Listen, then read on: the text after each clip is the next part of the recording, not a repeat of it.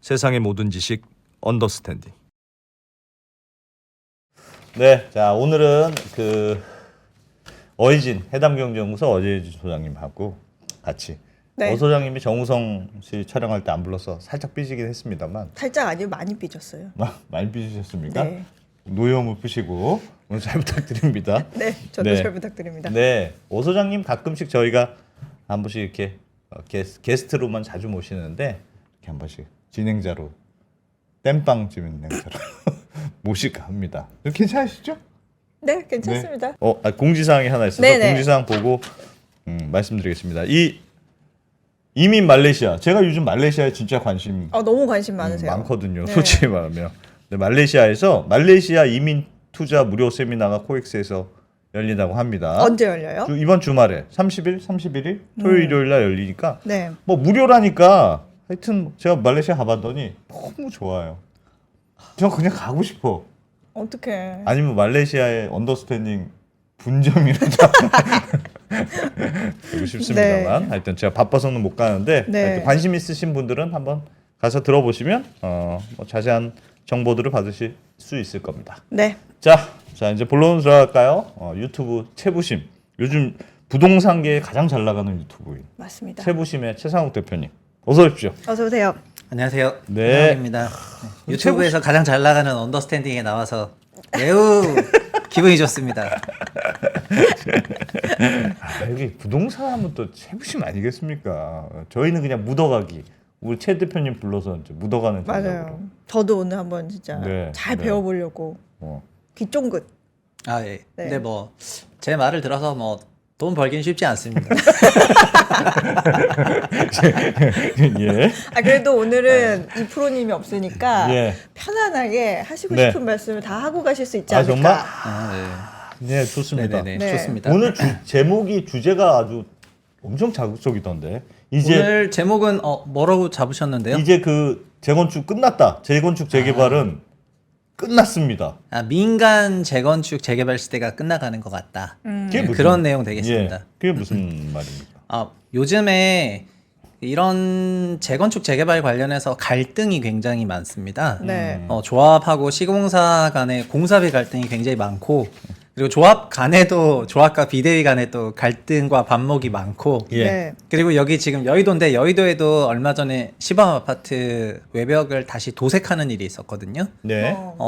철거나 멸실 예정 건물을 다시 도색하는 경우는 거의 없는데 네. 다시 도색을 시작을 하면서 시범 아파트가 재건축과 관련해서 좀 생각이 달라진 게 아니냐 이런 소위 하마평 관련한 그런 언론 기사들이 또 많았습니다. 예. 근데 내부를 뜯어보면은 신속 통합 기획 절차를 따라서 재건축을 준비하다가 소위 서울시와의 여러 가지 갈등으로 인해서 그 여의도 시범 아파트 조합에서 그냥 도색을 다시 하게 된 거 아닌가 이런 그 언론들이 많았거든요. 그러니까 신통 기획을 따라서 쭉 갔는데 요즘에 가보시면은 얼마 전에 철거 전에 그 도색하기 전에 가보면은 서울시 말 따라서 열심히 했는데 이게 뭐냐 막 이런 게 붙어 있었거든요. 그래가지고 정말요? 지금은 보면 인허가권자인 지자체하고 조합 간의 갈등, 네. 조합 내부에서의 또 갈등, 그리고 조합이 시공을 맡겨야 되는 시공사와의 이런 갈등들이 굉장히 복합적으로 터져나가기 시작을 하면서 네. 재건축 시장에 좀 특이점이 온 것 같습니다. 특히 그 중에서 가장 큰 갈등은 시공사와 조합 간의 갈등인데 네. 바로 직전에도 어저께도 그런 기사가 났더라고요.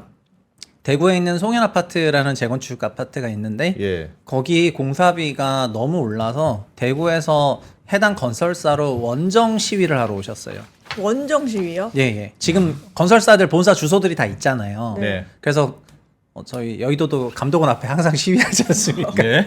그래서 뭐 홍콩 ELS부터 시작해서 생기면은 저기서 시위를 하는데 예. 그런 것처럼 원정 시위를 하시는 분도 많아졌고 최근에 그러니까는 정비 사업에 있어서 이런 갈등이 어떤 임계치를 건드린 것 같아서 저는 약간 특이점이 왔다라고 생각을 하게 돼가지고 오늘 그래서 도시 정비 사업이 갖는 이런 특이점이 왜 왔고 앞으로 우리는 어떻게 해야 될지 그런 얘기를 조금 해볼까 합니다. 아니 뭐 요즘 사실은 재건축 재개발 쪽에서 싸움이 많다. 뭐 공사비도 많이 올랐고 부동산 분양 가격이 특히 뭐 그렇게 높지 않으니 네. 뭐 마진이 적고 그러니까 이렇게 하는 게 맞느냐 틀리느냐 뭐 더 고급스러운 샤시를 해야 되느냐 마느냐 뭐 싸움이 많은 건 저희도 많이 알겠는데 그건 그냥 단순히 부동산 경기가 조금 약간 애매해지고 분양 가격이 좀 낮아지고 뭐 그래서 그런 거 아닙니까? 그걸 좀 구조적인 문제라고 볼 수 있나요? 좋은 질문이세요. 완전 질문입니까? 네네네네.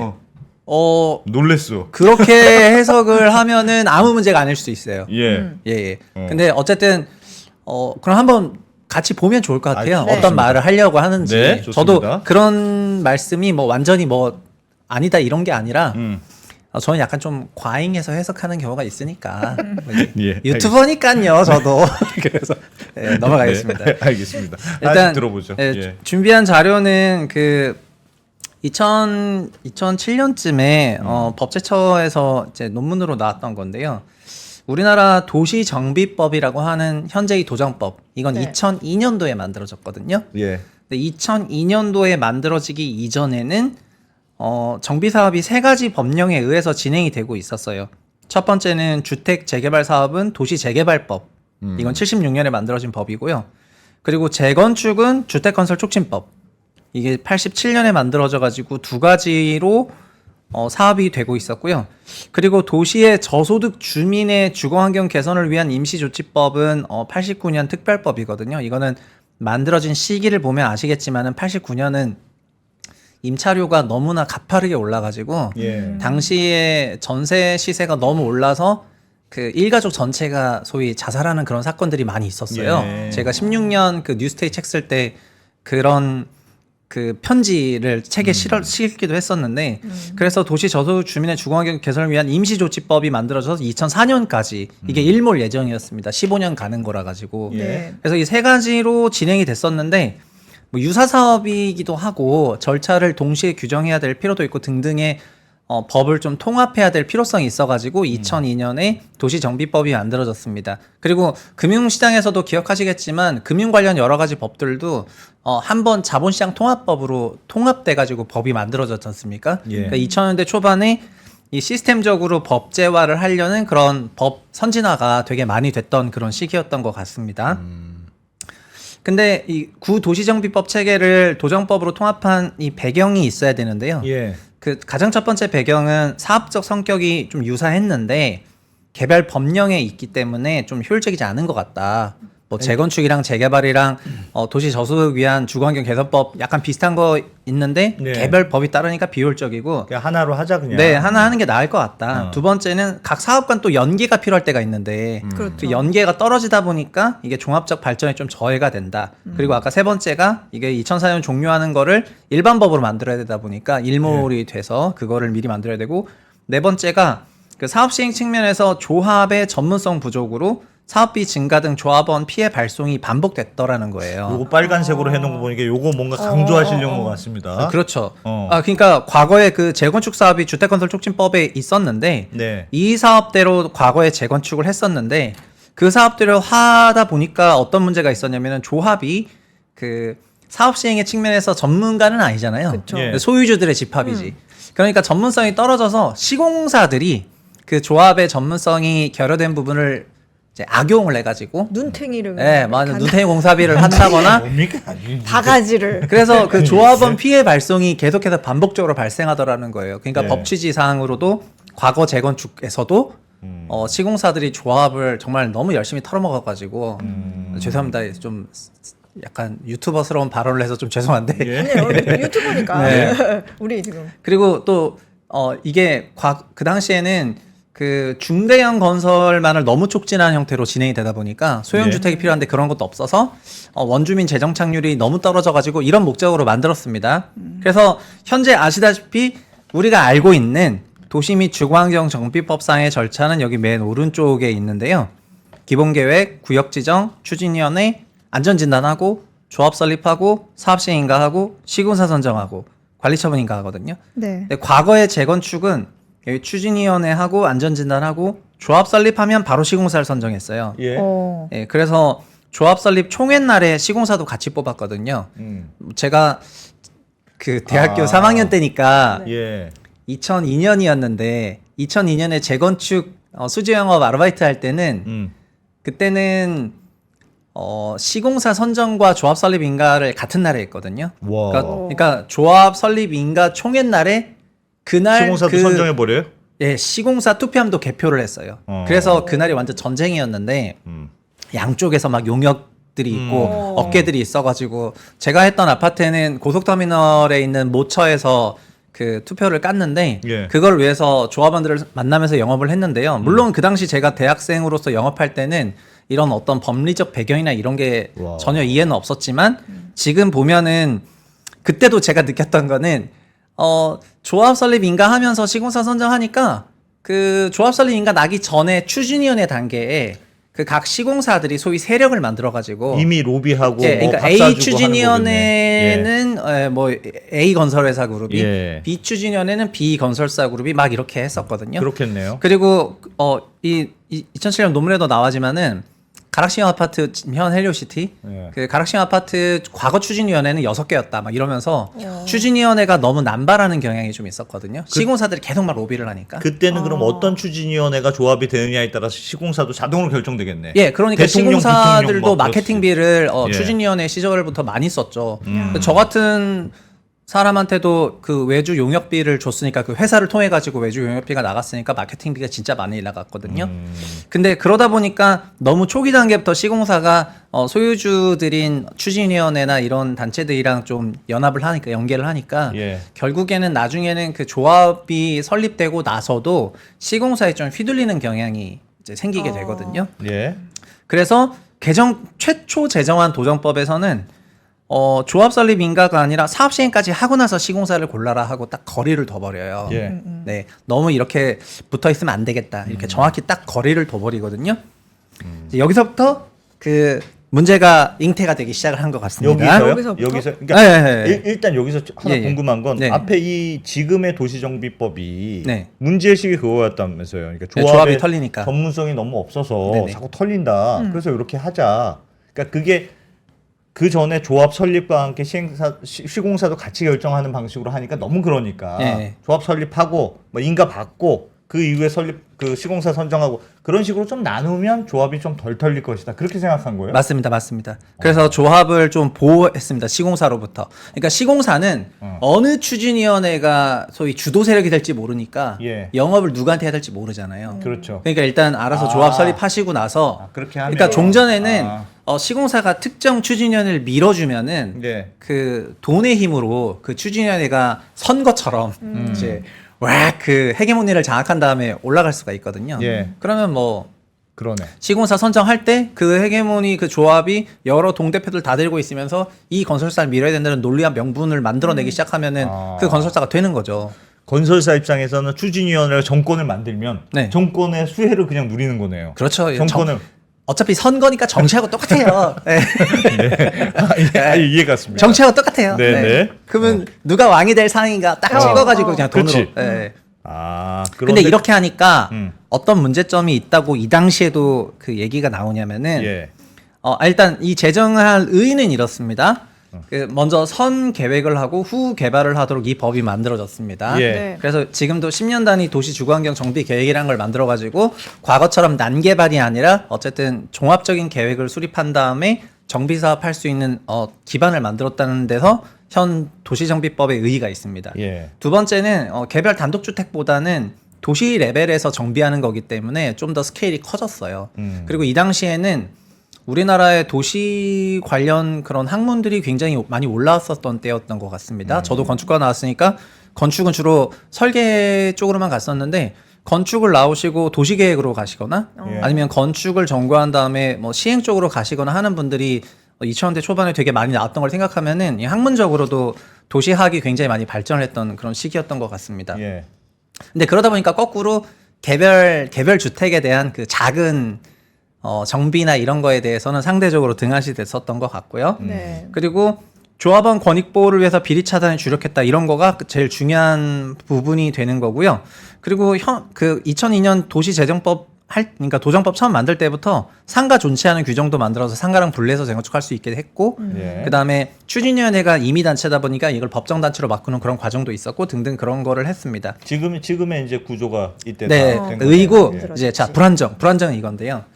이때부터 이런 논란이 있었습니다. 법 제정할 때 조합이 근본적으로 비전문성이 있다는 거를 인정했기 때문에 예. 조합은 그냥 소유주 단체니까 어허. 그래서 공사비 증가율이 다수 발생할 수 있다는 거를 이제 우려를 하게 되거든요. 네.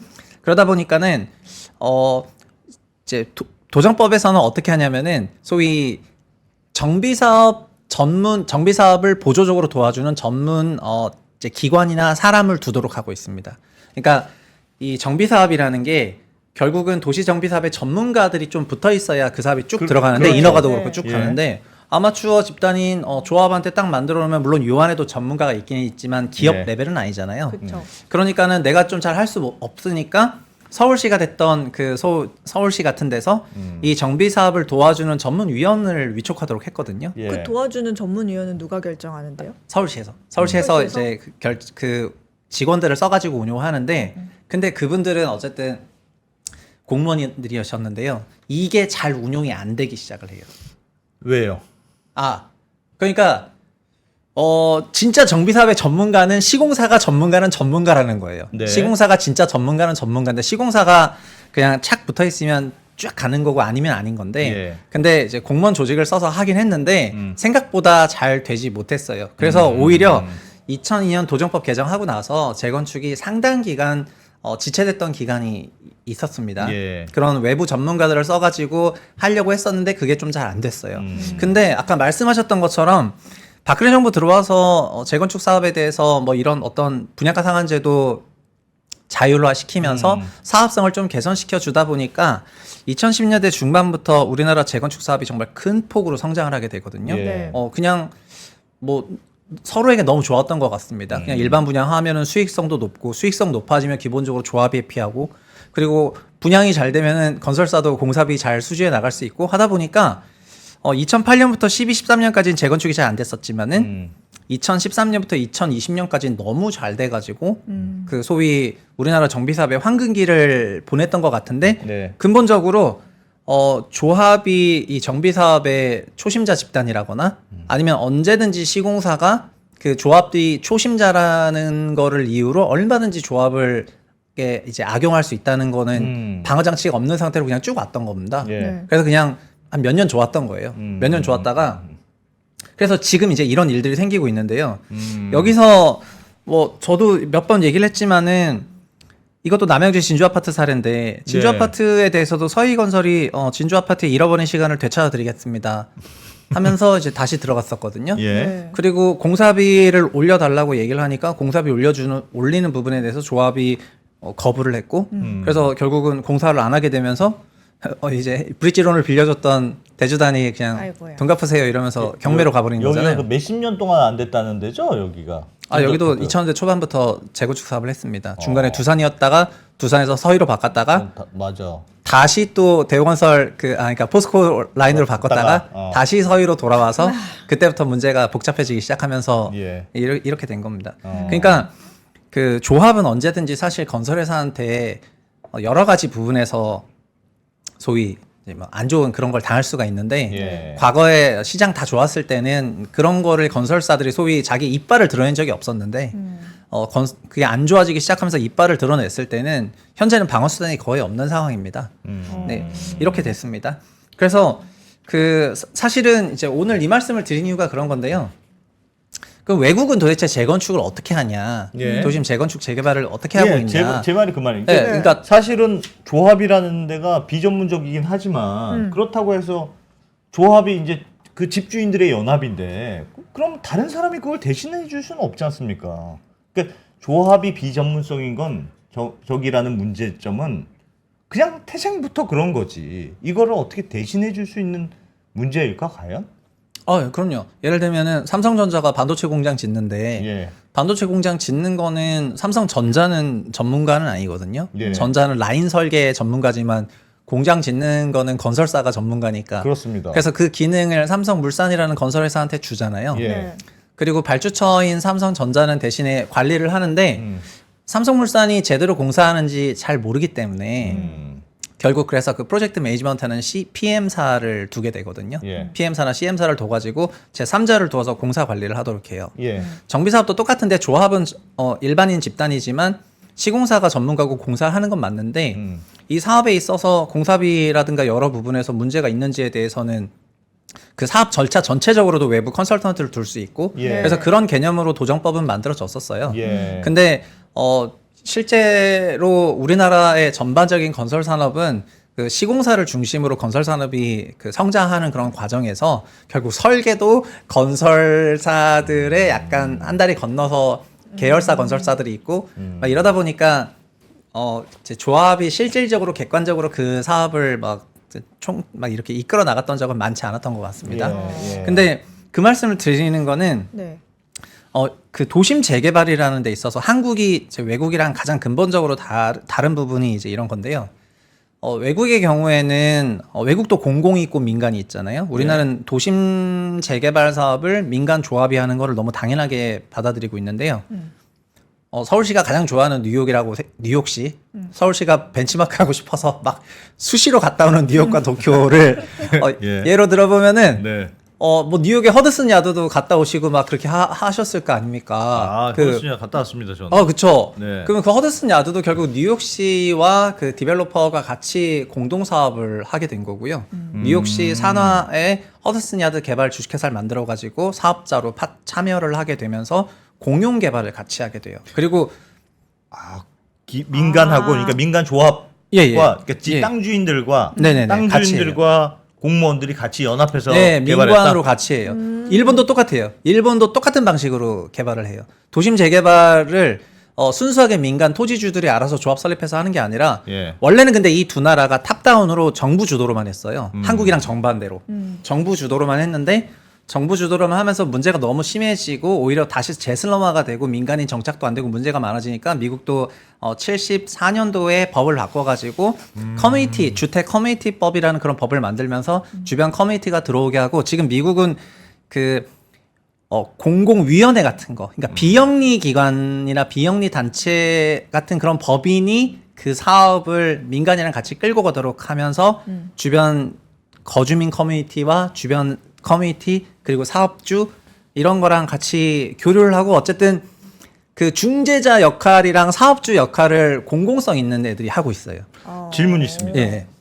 그 참 맞는 말이에요. 그러니까 뭐 예를 들면 민간의 조합은 땅 주인이라 책임 의식은 있지만 전문성은 없고 그러니까 누가 뭔가 개발을 하려면 전문성이 있거나 아니면 그 의사 결정을 쉽게 할 수 있는 공기업 아니 그 공무원들이 들어와서 같이 하면 개발은 잘 되겠죠. 근데 우리나라도 왜 옛날에 알죠. 얼마 전은 아니고 조금 됐지만 공공개발이라고 왜 문재인 정부 때요? 문재인 정부 네, 때내 조합원이지만 내 권리를 LH나 뭐 공기업한테 쫙 넘기겠습니다. 그럼 너희가 개발 좀 잘 좀 해주세요. 그거 정부에서 굉장히 드라이브 많이 걸어서 잘 안 됐잖아요. 제가 보기엔 잘 안 된 이유는 내 땅인데 내 권리를 뭘 믿고 얘한테 주나. 그 근본적인 불신 때문에 결국은 잘 안 됐단 말이에요. 네. 뭐 그건 여러 가지 이유가 있어 보이는데요. 기본적으로 그러니까 그 문재인 정부 때 추진했던 공공 재건축 재개발 방식도 예. 외국의 그런 사업 방식을 결국 벤치마킹 도입해야 한 거죠. 되겠다. 예. 이렇게 생각을 한 겁니다. 일단 한국식 재건축 재개발의 큰 문제점이 뭐냐면은 자, 순수 민간 조합 방식이죠. 네. 그러면은 인센티브는 그 조합의 이익을 극대화하는 방향으로 가거든요. 그러니까 조합의 이익만을 극대화하는 방향으로 가요. 근데 네. 부동산이랑 도시는 근본적으로 그 성격 자체가 공적과 사적인 양가적인 성격을 갖고 있거든요. 예.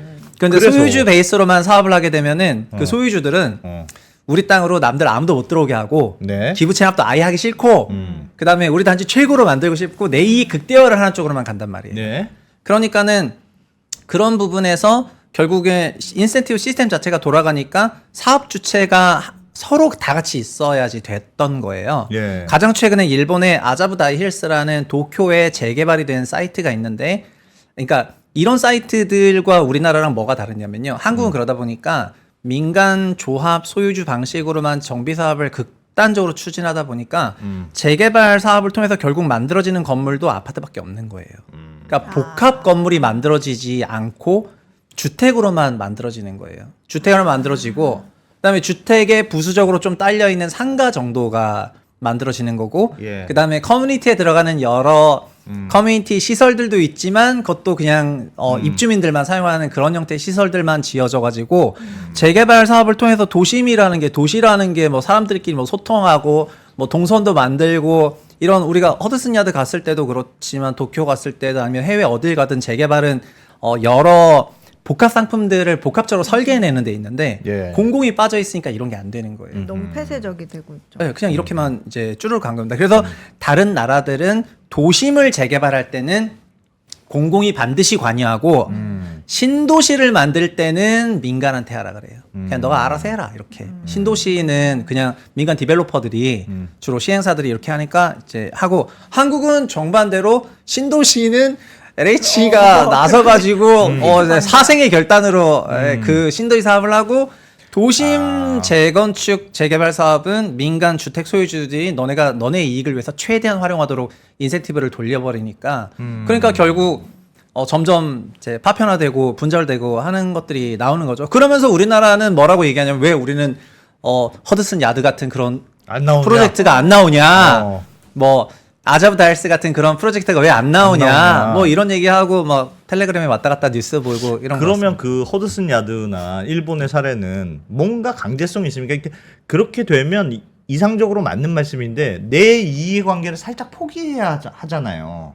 그러니까 그 예, 땅 주인 입장에서는 그거는 너무나 당연한 건데 네. 한국은 그 사익 추구가 이제 극단적으로 그 사익 추구에 극단적으로 간 것 같습니다. 개인적으로는 아마도 제 생각에는 재개발과 관련해서는 아니요, 예. 특히 부동산과 관련해서. 어. 근데 그 노태우 정부 때 그 토지 공개념이 나왔었고요. 예. 그리고 부동산은 근본 속성 자체가 부동산을 다루는 법은 이제 공법이랑 사법이 있는데 예. 그 사법은 사인 간의 그 이제 권리를 다루는 법이지만은 공법은 결국 국가와 그 대상 부동산 간의 권리를 다루는 법이거든요.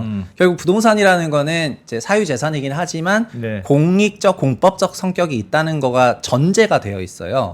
그 이제 우리 이제 법 체계 자체에.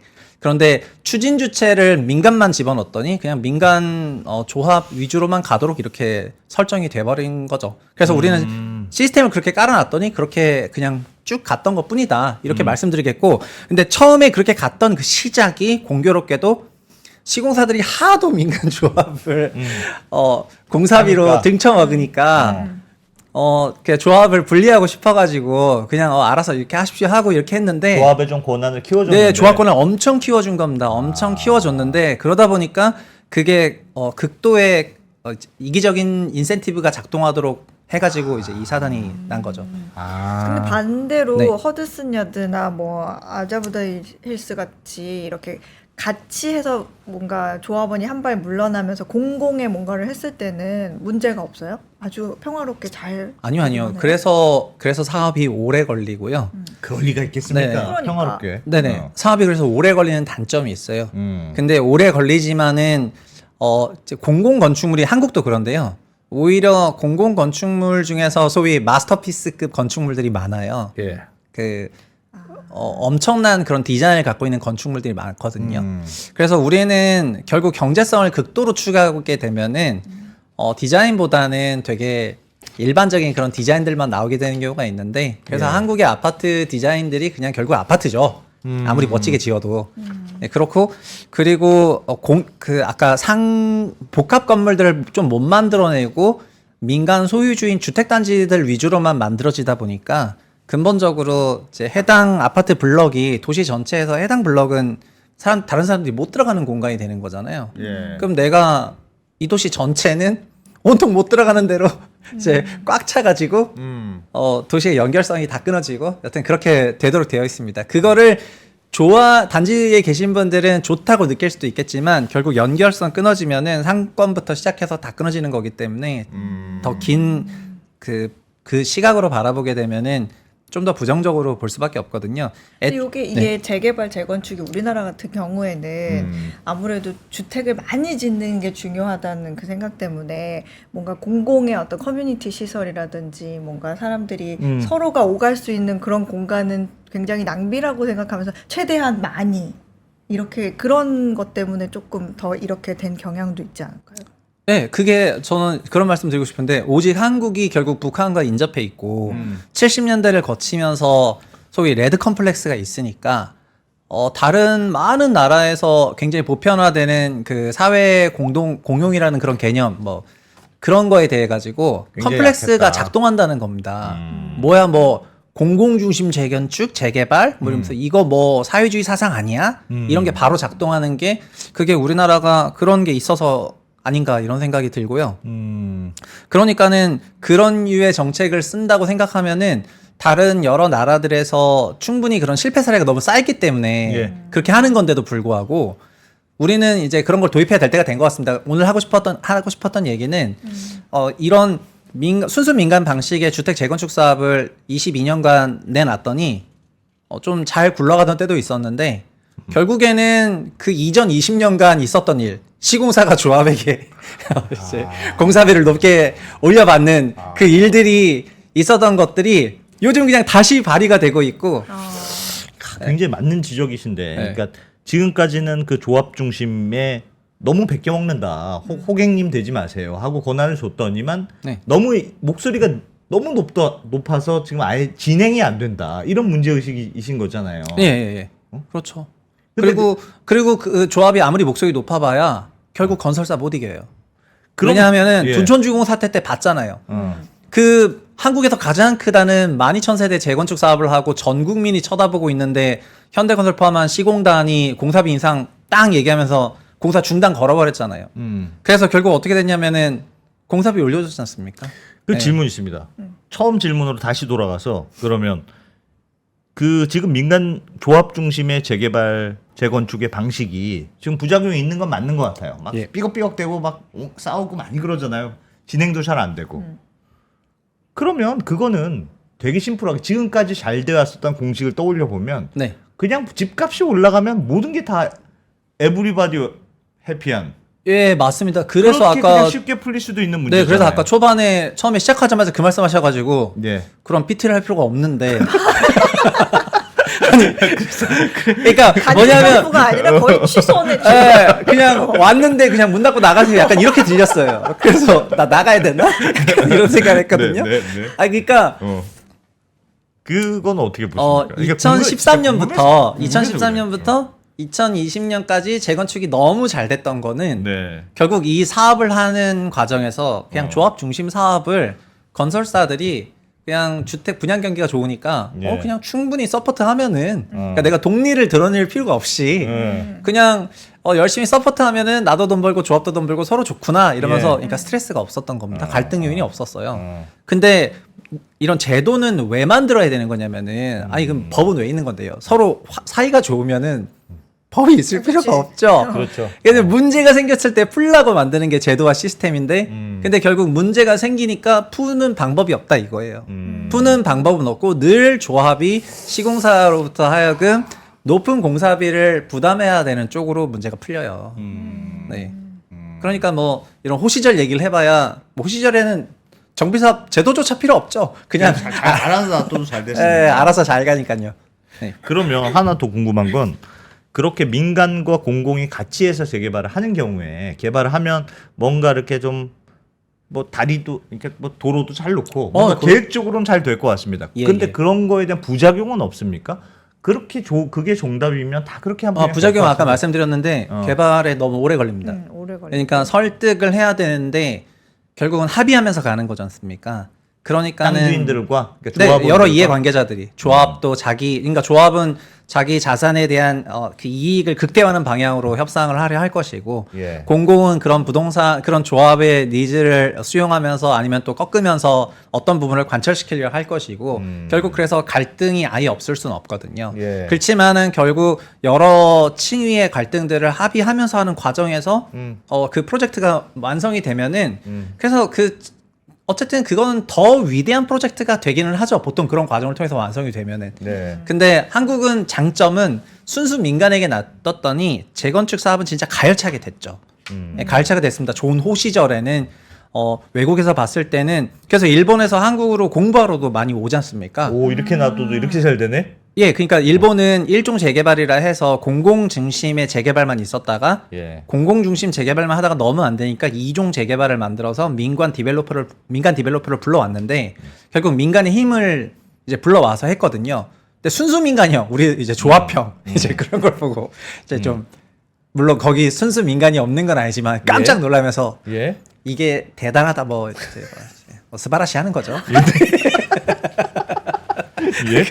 예, 그러니까 장단점이 서로 없진 않은데 네. 없진 않지만 우리는 너무 순수 민간형만 있다 보니까 그 순수 민간형이 막혔을 때 뭐 대응 방안이 없더라는 거예요. 그래서 요즘 막 얘기 많이 하는 게 채팅창에서도 막 한형기 조합장님 막 여기 올라오는데 예. 선수를 조합에서도 그 선수를 좀 넣어보면 되는 거 아니냐. 뭐 혹은 어디다 외부 업체에 맡기면 되는 거 아니냐. 조합이 하려고 하니까 전문성은 떨어지고 그런데 땅 주인으로서의 권리는 누리고 싶고 예, 예. 그러니까 막 사업이 엉망진창되고 싸우고 뭐 그러니 선수를 조합장으로 넣든지 아니면 외주로 맡겨 그치. 전문한테 외주로 우리가 맡겨서 원하는 하든지. 스타일 그렇죠. 그렇게 하면 그래서 되잖아요. 그 전문 조합장 제도가 도입이 됐어요. 정비사업법상의 전문 조합장 제도가 도입이 됐고 예. 그리고 저 2017년 애널리스트 할 때였는데 신탁사를 정비사업 조합의 그 추진 주체로도 할 수 있게 예. 해서 막 여의도 시범 아파트 포함해가지고 많은 아파트들이 신탁사를 불러가지고 한다 했었거든요. 근데 그게 한국에서 왜 안 되고 있냐면은 저도 2017년에 신탁사를 정비사업 조합의 추진 주체로 쓴다고 해가지고 되게 기대를 많이 했거든요. 예. 그 왜 안 됩니까? 근데 종전 조합의 헤게모니를 놓지 않아요. 조합 추진위원회와 조합장이라는 그 조합장과 조합 집행부가 결국 그 조합의 헤게모니를 가져가잖아요. 예. 네. 그거를 위탁할 권력을 어떻게 위탁을 합니까? 네, 정치랑 똑같다고 했는데 내 권력을 다 이양해서 전문가인 선생님이 이걸 해주세요라고 하기에는 권력이 너무 달콤해. 네, 그래서 위탁하지 않습니다. 이권이 너무 많아서 네네네. 어떻게 거기까지 올라갔는데? 그리고 다치고 인간을 다치고 이해해야 돼요. 올라가는데. 그러니까 저는 제도를 바꾸면 될 줄 알았는데 인간을 이해하고 나니까 안 되더라고요. 안 되고 그리고 그러니까 뭐 아리팍 같은 그런 단지에 그런 유명하신 조합장이 나온 거는 진짜 행운이죠. 근데 예. 모든 조합장이 그러진 않고 일부 조합장 같은 경우에는 조합원들의 음해로 인해서 그 생을 마감하는 조합장도 많아요. 예. 그래서 이건 다 케바케인데 근데 중요한 거는 그 조합장 개인의 역량이나 집행부 역량보다는 시스템적으로 풀면 좋겠다는 건데요. 그러니까 전문조합장 제도와 신탁사까지도 도입했는데 근데 권한을 주지 않더라 사람이어가지고 그래서 사업 방식 자체가 그러니까 회사를 경영해 보시니까 아시겠지만 결국 네. 지분으로 나가야 되지 않습니까? 극한의 과정에서는 네. 근데 그런 자리까지 가야지 되니까 그러니까 딱 처음 시작할 때부터 세팅하고 가야죠. 그럼 결국 지금의 도정법이라는 지금의 제도가 조합한테 굉장히 많은 권력이 권력이 집중될 수 있도록 만들어진 제도고 예. 이 막강한 제도가 권력. 오히려 다른 전문 인력이 들어오지 못하는 걸림돌이 되고 있다. 이 제도는 매우 잘못됐다. 권력이 너무 크니까 굳이 이양하고 싶은 생각이 안 들도록 만들어졌죠. 그래서 정비 대행자로 그 신탁사들이 들어왔는데 결국 모든 권한은 종전 조합장들과 그 집행부와 그 멤버들이 결정하고 대행은 말 그대로 대행만 하더라고요. 그래서 그냥 해결이 안 생각만큼 되겠는데. 아니요 말씀하신 것처럼 맞는 그 말이거든요. 주택 가격이 계속 우상향하고 그럼 그건 또 누군가가 이렇게 알아서 결정할 수가 없는 거잖아요. 시장이라는 건. 네. 그래서 지금 실제로 공사비 갈등을 겪는 조합원들이나 조합 집행부와 얘기하면은 뭐가 제일 스트레스인지 아십니까? 어떤 거예요? 뭐가 스트레스냐면은 공사비 올라가는 거 인정한다 그거예요. 예. 인정하지만은 사람이 기분이라도 좋으려면 이거랑 이거 중에 골라야 되는데 그렇지. 통보로 하니까 강요가 되니까 이거만 그래. 하라고 강요가 기분 나쁘지. 되니까 이거 말고 옵션이 없는 거예요. 어. 제가 시공사 그러니까 공사비 올라가는 이런 부분에 대해서 딱 이렇게 오고 그리고 디테일하게 오지도 않지만 이걸 내가 수용을 안 하면은 그러니까 완전 고냐 스톱이냐 이거고 이거 수용할 수밖에 없고 이거 완전 그러니까 선택으로서의 자유가 있는 게 아니라 강요로서의 억압밖에 없기 때문에 고통스럽죠. 그래서 할 수 있는 게 없어요, 솔직히 말하면. 그러니까 이게 그 최상욱 대표님의 문제 의식에 매우 공감하는데 그럼에도 불구하고 이게 그 지금 말씀하시는 대안들, 그러니까 공공과 같이 개발하는 게 이상적이긴 한데 과연 그 조합들이 자신의 권력을 전문 신탁사나 전문 그 조합장한테도 안 내주는데 그걸 공공이랑 나눠서 내 권력을 살짝 나누니까 우리 다 같이 잘 살아봅시다.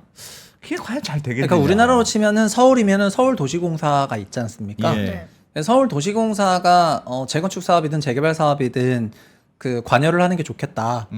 그런 것도 생각해 볼 수 있겠다. 이런 말씀이고요.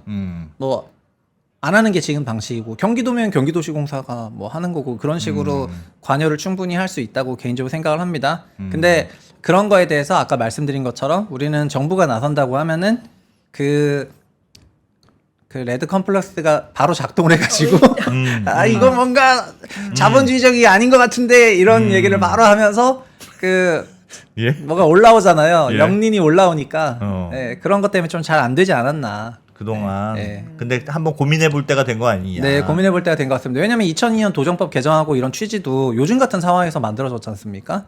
이게 뭐가 문제가 있는 거 아닐까? 하고 생각해 보고 네, 그러니까 하도 조합 가만히 냅뒀더니 조합이 계속 털리고 있어가지고 종전주택 재건축법에서. 근데 지금도 조합이 어마어마하게 이게 둔촌주공 이후로 그래서 분위기는 완전 바뀌었거든요. 그러니까 그게 특이점이었거든요.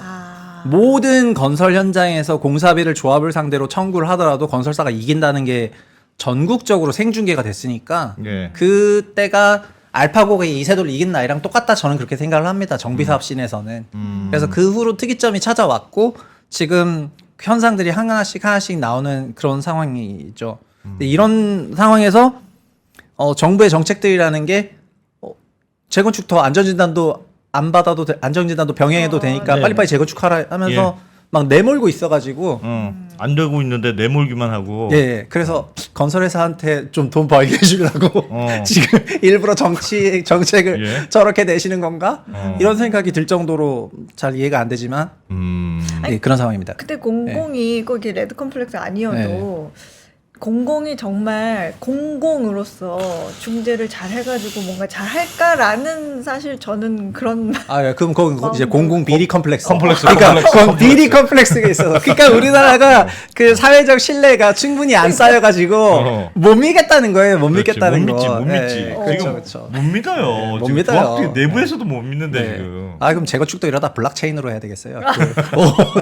재건축 관련 모든 데이터를 온체인에 올려가지고. 아니 왜냐면 공공은 그러니까 네. 조합원들은 내가 살 곳이잖아요. 네. 근데 공공은 내가 처리해야 할 일이잖아요. 그렇지. 그러니까 제가 자기 일처럼 하겠냐. 이거는 그냥 네. 이제 어떤 서류의 하나로 생각하게 되면 네, 그래서 우리나라의 공공에 대한 비판도 이 양국을 많이 보시는 전문가분들이 얘기를 하시는데요. 예. 한국에서는 정비사업의 인허가라고 하면은 진짜 소위 뭐 잘못한 거 없을까 꼬투리 잡아가지고 오만 그 재량권을 발행하려고 하는데요.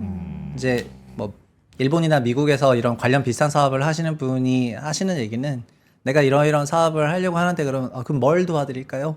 공고에서 이렇게 나와가지고 그렇게. 네, 그래서 태도 자체가 다르다 양국에. 그래가지고 한국에서 사업하기 쉽지 않다 이런 얘기를 많이 하시죠. 참 공감하는데 참 쉽지 않겠다는 생각이 들긴 드네요. 근데 앞으로 뭔가 알겠습니다. 계속 아이디어가 나올 것 같기는 하네요. 근데 네. 문제의식이 아주 오늘. 오. 지금 이제 재건축은 끝났다. 조합이여 반성하라.